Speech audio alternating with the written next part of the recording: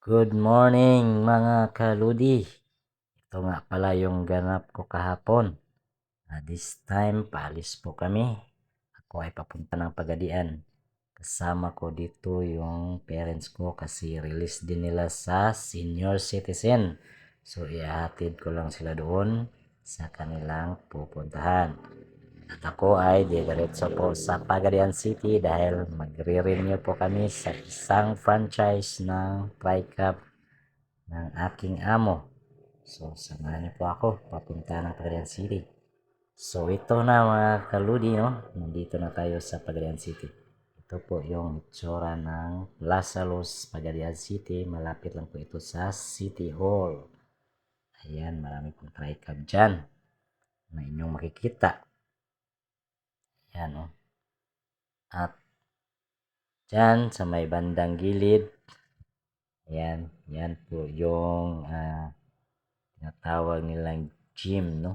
Sa City Hall, sa plaza.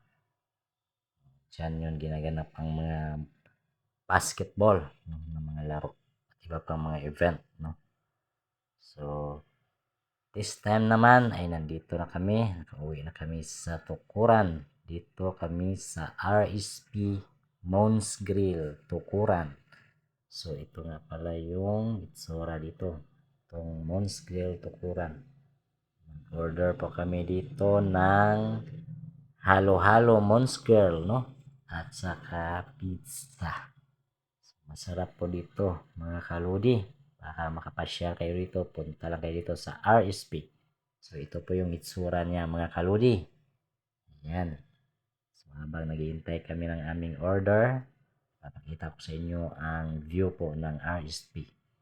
No, gasoline station na may Moon's Grill. Marami po silang may grocery din po sila dito. At saka Moon's Grill.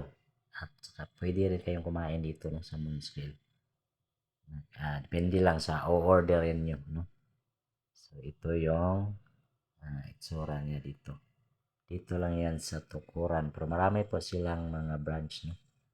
So ito nga pala yung TriCab ko. Pinarada ko.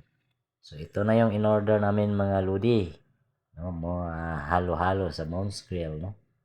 100 pesos lang po yan. Sarap-sarap po yan. Malapit na pa namin naubos. Kasi hindi ko na video kaagad, no, pagdating. So this time, busog na kami at pauwi na kami mga lodi.